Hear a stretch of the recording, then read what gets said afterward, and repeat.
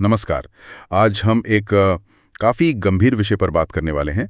Air India flight AI-171 का हादसा। जी, ये 12 जून 2025 की घटना है। बहुत ही दुखद। अहमदाबाद से लंदन जा रहा था वो विमान, बोइंग 787-8 ड्रीमलाइनर। और उड़ान भरने के बस कुछ ही देर बाद मतलब सेकंड्स में ही दुर्घटनाग्रस्त हो गया। हाँ, बिल्कुल। आज हम कोशिश करेंगे समझने की, जो भी शुरुआती जानकारी हमारे पास है, खासकर जो प्रारंभिक रिपोर्ट आई है एयर इंडिया AI-171 दुर्घटना कारण और जांच नाम से, उसके आधार पर कि क्या हुआ होगा। हाँ, जानना जरूरी है। तो शुरू करते हैं घटना से ही। 12 जून 2025 AI-171 अहमदाबाद से लंदन टेक ऑफ हुआ और फिर टेक ऑफ के महज 30 सेकंड के अंदर हादसा हो गया। इसमें 260 से ज्यादा लोगों की जान चली गई। बहुत ही भयानक था ये। 30 सेकंड, ये तो यकीन करना मुश्किल है। हुआ क्या था उस वक्त, क्या पता चला है? देखिए, जो टाइमलाइन है वो बहुत बहुत चौंकाने वाली है।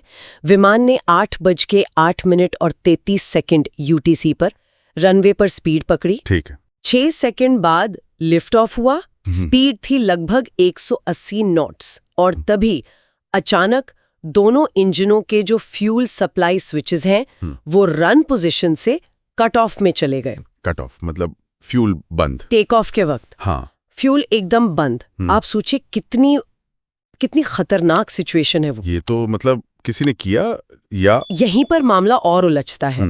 जो कॉकपिट वॉइस रिकॉर्डर है CVR, उसमें साफ रिकॉर्डिंग है। एक पायलट दूसरे से पूछ रहा है, तुमने फ्यूल ऑफ किया? और जवाब आया, मैंने नहीं किया। तो इससे लगता तो यही है कि ये जानबूझकर नहीं हुआ, ये अपने आप हुआ। ए भगवान, तो क्रू ने कोशिश की होगी इंजन स्टार्ट करने की? बिल्कुल, उन्होंने तुरंत इंजनों को रीलाइट करने की कोशिश की। एक इंजन ने थोड़ी पावर दी भी, कुछ सेकंड के लिए शायद, लेकिन विमान की ऊंचाई बहुत तेजी से गिर रही थी, संभालना मुमकिन नहीं था। और इसी बीच वो रैट भी एक्टिवेट हुआ। हाँ, रैम एयर टर्बाइन, वो इमरजेंसी पावर के लिए होता है, वो अपने आप डिप्लॉय हो गया। उसने कुछ बेसिक सिस्टम्स को पावर दी होगी, लेकिन तब तक शायद देर हो चुकी थी। और फिर विमान एयरपोर्ट की दीवार से टकरा गया और पास के मेडिकल कॉलेज हॉस्टल में। जी। अब आते हैं जांच पर।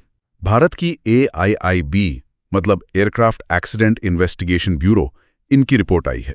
हाँ, ICAO के नियमों के तहत 30 दिन में प्रारंभिक रिपोर्ट देनी होती है, तो वो आ गई है। और सबसे हैरान करने वाली बात इसमें ये है कि रिपोर्ट के मुताबिक विमान में यानी बोइंग 787-8 में या उसके इंजन जो GE Genex है, उनमें कोई मैकेनिकल फॉल्ट नहीं मिला है। क्या कह रही हैं?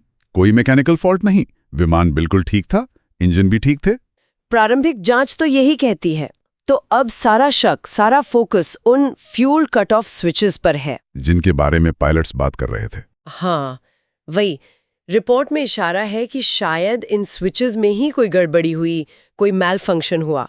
और चिंता की बात यह है, रिपोर्ट में यह भी लिखा है कि इंजीनियर्स ने पहले इन स्विचेस के लॉकिंग मैकेनिज्म के फेल होने का खतरा बताया था। पहले से पता था, चेतावनी थी। जी हाँ, और मामला और भी गंभीर हो जाता है जब पता चलता है कि अमेरिका की FAA फेडरल एविएशन एडमिनिस्ट्रेशन ने 2018 में एक बुलेटिन भी जारी किया था इसी प्रॉब्लम को लेकर। अच्छा। हाँ, लेकिन रिपोर्ट ये भी कहती है कि जो जरूरी मैंडेटरी इंस्पेक्शंस थे वो शायद एयर इंडिया ने नहीं करवाए थे। अब AIIB ने अब इस पे कोई सीधी टिप्पणी या सिफारिश नहीं किए, पर ये एक बड़ा सवाल तो है। ये तो बहुत बहुत बड़ा सवाल है प्रक्रिया पर। अच्छा, थोड़ा तकनीकी बात करें। हाँ, ये स्विचेस इतने जरूरी क्यों हैं? इनका क्या रोल है? देखिए, ये बहुत ही क्रिटिकल है। इनका रन से कट ऑफ पे जाने का सीधा मतलब है इंजन को फ्यूल सप्लाई बंद, और फ्यूल नहीं तो थ्रस्ट नहीं, मतलब इंजन बंद। हाँ, समझ गया। विमान में FADEX सिस्टम होता है, full authority digital engine control. ये इंजन को पूरी तरह से डिजिटली कंट्रोल करता है। इसने रीलाइट की कोशिश को मैनेज किया, लेकिन ऊंचाई इतनी कम थी और वक्त बिल्कुल नहीं था, तो दूसरा इंजन स्टार्ट नहीं हो पाया। बिल्कुल, और जो RAT ने पावर दी वो शायद इमरजेंसी हाइड्रोलिक और इलेक्ट्रिक बैकअप सिस्टम्स के लिए काफ़ी नहीं थी। फ्यूल कट ऑफ के सिर्फ 32 सेकंड बाद फ्लाइट डेटा रिकॉर्डर FDR ने भी काम करना बंद कर दिया। तो अब जांच कौन कर रहा है और आगे क्या उम्मीद है? जांच एक बड़ी अंतर्राष्ट्रीय टीम कर रही है। इसमें भारत की AAIB तो है ही, साथ में अमेरिका की NTSB, national transportation safety board, फिर भारत की AAI, DGCA, HAL और ICAO के प्रतिनिधि भी शामिल हैं। और जो ब्लैक बॉक्सेस मिले, FDR और CVR, उनसे कुछ ठोस पता चला? हाँ, अच्छी बात यह है कि दोनों ब्लैक बॉक्सेस को दिल्ली में AAIB की लैब में सफलतापूर्वक डिकोड कर लिया गया है। तो उससे फ्लाइट का पूरा डेटा, पायलट्स की बातचीत का क्रम, कौन से अलार्म्स कब बजे, ये सब पता चल गया है। ये जांच के लिए बहुत बहुत जरूरी है। तो अब जांच किन दिशाओं में जाएगी? मतलब क्या-क्या संभावनाएं देखी जा रही हैं? मुख्य रूप से 3 चीजें देखी जाएंगी। क्या ये ह्यूमन एरर था, या कोई छिपा हुआ मैकेनिकल फेलियर जो अभी पकड़ में नहीं आया, या फिर सैबोटाज यानी किसी तरह की तोड़फोड़। सैबोटाज, उसकी आशंका है। अभी तक इसका कोई सबूत नहीं मिला है और ये भी साफ है कि पायलट थके हुए नहीं थे, क्रू भी अनुभवी था। तो अभी सबसे बड़ा सवाल यही है कि वो स्विच एक्टिवेट हुए कैसे। ये गुत्थी सुलझनी बाकी है। तो संक्षेप में कहें तो शुरुआती रिपोर्ट के मुताबिक विमान या इंजन में खराबी नहीं थी।